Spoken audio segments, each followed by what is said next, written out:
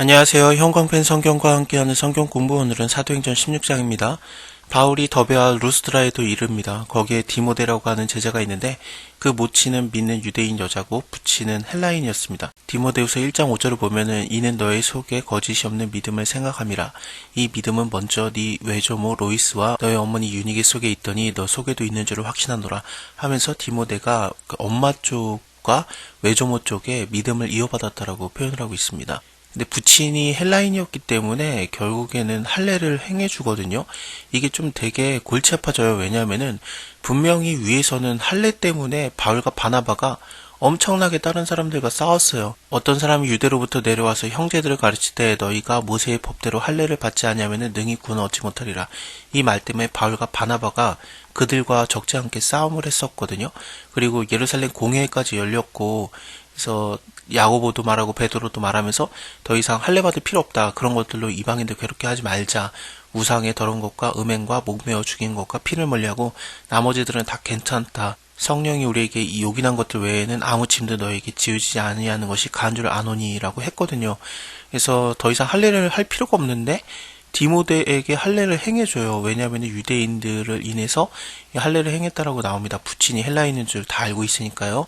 고린도전서를 보면은 유대인들에게는 내가 유대인과 같이 된 것은 유대인을 얻고자 함이고 율법 아래 있는 자들에게는 내가 율법 아래 있지 않지만 율법 아래 있는 자 같이 된 것은 율법 아래 있는 자들을 얻고자 합니다라고 하면서 유대인들에게 다가갈 때는 굳이 이런 할례를 안 행함으로써 그거에 대해서 책잡힐 만한 것이 없게 했던 겁니다.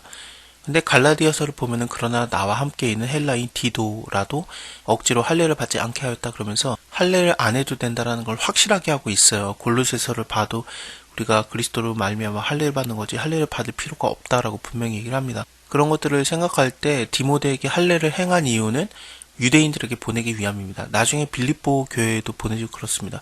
오늘 빌립보 교회에 세워지는 장면이 좀 그게 보여지는데 조금 이따 그건 같이 볼게요.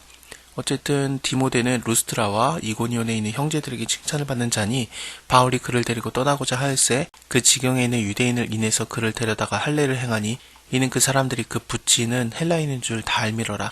여러 성으로 다녀갈 때 예루살렘에 있는 사도와 장로들의 작정한 규례를 저희에게 주어 지키게 하니 이는 여러 교회가 믿음이 더 굳어지고 수가 날마다 더하니라. 바울과 바나바가 1차 전도여행 때 세워진 교회들, 그 교회들을 다녀가면서 다 굳건하게 다시 믿음을 지켜주게 하고 있습니다. 바나바는 구브로 섬으로 갔고요. 바울은 바로 내륙 지역으로 가서 교회들을 만나고 그랬습니다. 성령이 아시아에서 말씀을 전하지 못하게 하고는 이게 도대체 어떤 의미로 말하는 건지 되게 어려워요.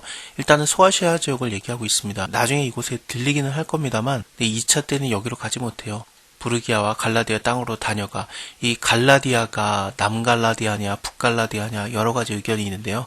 그거에 대해서는 갈라디아서 볼 때 한번 자세히 볼게요. 무시아 앞에 이르러 비두니아로 가고자 했으되 예수의 영이 허락지 아니하는지라 무시아를 지나서 드로아로 갔는데 무시아를 지나서 드로아에 갈 수가 없다라고 합니다. 그래서 무시아를 실제로 지나갔느냐 통과했느냐 그게 아니라 무시아 앞에 이르렀고 무시아를 못 지났다라고 보는 견해가 있어요. 그래서 무시아를 통과했다라는 게 아니라 무시아를 그냥 무시하고 지나갔다라고 보는 견해도 있습니다. 무시아를 아예 제껴버렸다 그렇게 생각을 할 수 있겠죠. 밤에 환상이 바울에게 보이니 마게도냐 사람 하나가 서서 그에게 청하여 가로되 마게도냐로 건너와서 우리를 도우라 하거늘 마게도냐는 유럽 지역으로 가게 되는 그런 환상을 본 겁니다. 바울이 이 환상을 본 후에 우리가 곧 마게도냐로 떠나기를 힘쓰니 이는 하나님이 저 사람들에게 복음을 전하라고 우리에게 부르신 줄을 인정합니다. 드로아에서 떠나서 이게 트로이예요. 트로이에서 떠나서 사모드라게로 직행하여서 이튿날 네아폴리에 가고 거기서 빌립보에 이르니 이는 마게도냐 지경의 첫 성이다.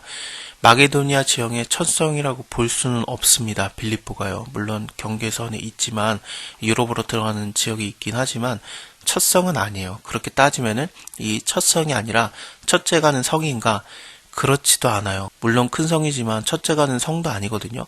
그래서 제1지구의 성이다라고 보는 견해가 있습니다. 1지구, 2지구, 3지구, 4지구 이런 식으로 나눠질 수 있는데 거기서 1지구 지역이거든요. 1지구 지역의 성이다. 어쨌든 그 지역의 첫 성이고 또 로마의 식민지라 이 로마의 식민지였기 때문에 여기는 이 사람들은 로마의 시민권이 없을지라도 로마 시민 같은 상태를 얻었다고 합니다. 그래서 세금도 안 내고 그런 게 있었대요. 그래서 밑에 뭐 로마 사람들이라고 나오는 게 잔뜩 나오는데 그렇지 않을 것이다 라고 보는 견해도 있습니다. 로마 사람이 우리가 받지 못하고 행치도 못할 풍속을 전한다. 이게 로마 사람들이 아니고 로마 사람 같은 혜택을 받았다라는 견해도 있습니다. 로마 식민지니까요. 물론 다 로마 식민지지만 여기는 좀 특별한 혜택을 받았다고 합니다. 이성의 수의를 유하다가 안식일에 우리가 기도하는 처가 있는가 하여서 문 밖 창가에 나가 거기에 앉아서 모인 여자들에게 말하더니 두아디라 성 자주장사로, 자주장사라는 게 자주색 옷감을 파는 장사라고 생각하면 됩니다. 그 사람으로 하나님을 공경하는, 하나님을 경외하는 자, 공경하는 자, 구약을 알기 때문에 여호와 하나님을 믿는데 유대인이 안 된 사람이라고 제가 저번에 설명을 했었죠. 할례를 안 받은 사람이기도 하지만 어쨌든 여자는 할례를 받을 필요가 없지만 아직 유대인으로 개종은 안 하고 하나님의 말씀을 다 아는 사람이라고 생각하면 됩니다. 구약은 다 알고. 그런 사람 루디아라는 여자가 있었습니다. 이 두아디라는 소아시아 지역이잖아요. 소아시아 7교회, 두아디라 교회가 있으니까. 그래서 이게 도대체 어떻게 생각을 해야 되는가, 분명히 빌립보로 넘어왔는데 이것은 소아시아 지역에도 장사를 하고 빌립보까지 확장을 했던 사람이라고 생각할 수 있습니다.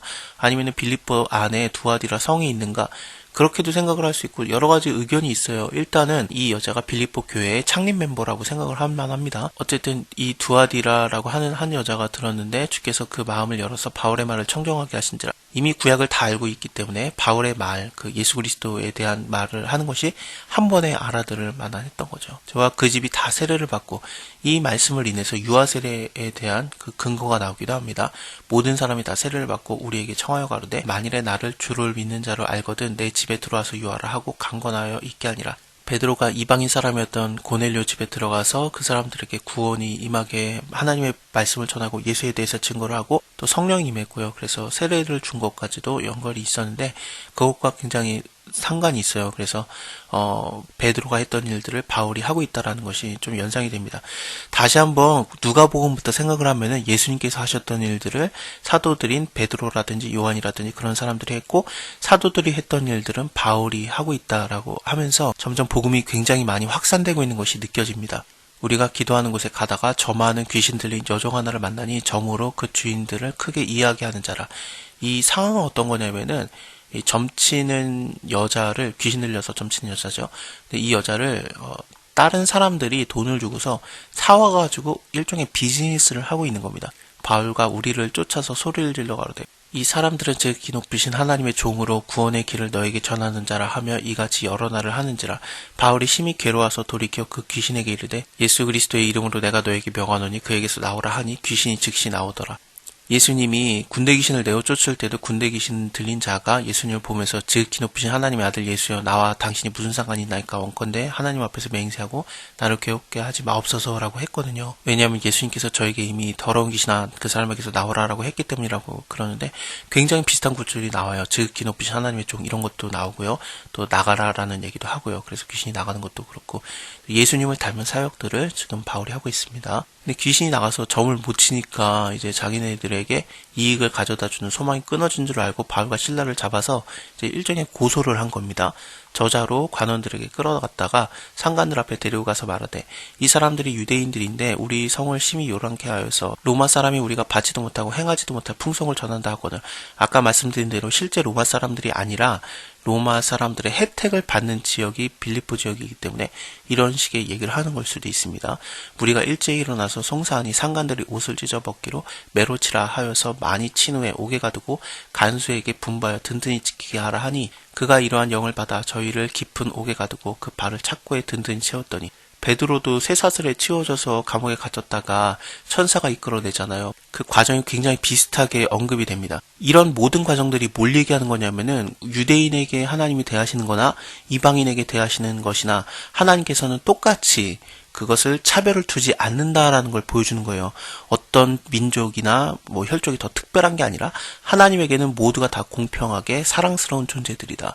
그런 것들을 보여주고 있는 게 이런 그 대조를 통해서 그려내고 있는 거죠. 밤중이 되어서 바울과 실라가 기도하러 하나님을 찬미하고 죄수들은 듣더라. 이 죄수들이 듣더라라는 게 정확하게는 죄수들이 보다라는 얘기로 생각을 할 수 있어요. 굉장히 유심히 쳐다봤다라고 봐야 될 것 같습니다. 이에 호련히 큰 지진이 나서 옥터가 움직이고 문이 다 열리며 모든 사람의 매인 것이 다 벗어졌다. 바울과 실라의 발의 수갑만 열린 게 아니고 그들의 옥문만 열린 게 아니라 모든 문이 다 열리고 이렇게 된 거예요. 그러니까 죄수들이 얼마든지 도망갈 수 있는 상황인데 그 죄수들이 안 도망가요. 간수가 자다가 깨워서 옥문이 열린 걸 보고 죄수가 도망간 줄로 생각하거든요. 그래서 검을 빼서 자결을 하려고 하는데 근데 바울이 크게 소리질러 가로되 네 몸을 상하게 하지 말아라. 우리가 다 여기 있노라. 이게 무슨 상황이냐면은 그 죄수들이 전부 다 바울과 실라가 찬양하는 걸 들었잖아요. 죄수들이 듣더라라고 하면서 이렇게 기도하고 찬미하는 걸 듣고 봤는데 쉽게 말하면은 그 기도의 응답으로 찬양의 응답으로 모든 옥문이 열린 거를 알았기 때문에 하나님이 한 거라는 걸 알았기 때문에 모두가 무서워서 얼마든지 도망갈 수 있는 상황이 된 거지만 안 도망간 겁니다. 간수가 등불을 달라 해서 뛰어들어가서 이게 간수가 등불을 달라고 하니까 자기만 있는 게 아니라 다른 지키는 사람도 있었던 게 분명히 보여집니다. 뛰어들어가서 무서워 떨며 바울과 실라 앞에 부복하고 저희를 데리고 나가 가로되 선생들아 내가 어떻게 하여 구원을 얻으리까 하거늘. 여기서의 구원은 옥문이 열린 거 그리고 모든 그 수갑이 열린 거에 대해서 어떻게 해야 내가 이 상황에서 벗어납니까? 라는 상황에서의 구원을 말하는 거지 영적인 구원을 얘기하는 건 아닙니다. 물론 영적인 구원도 허락을 하죠. 하지만 지금 물어보는 거는 갑자기 그 바울과 실라에 대해서 완전한 영생을 얻습니까? 그걸 물어본 건 아니에요. 상황에서의 구원을 얘기한 겁니다. 근데 그거에 대해서 주 예수를 믿으라. 그리하면 너와 너의 집이 구원을 얻으리라 하면서 예수를 믿어야 해결을 된다라는 얘기를 하고 그걸로 인해서 주의 말씀을 전해요.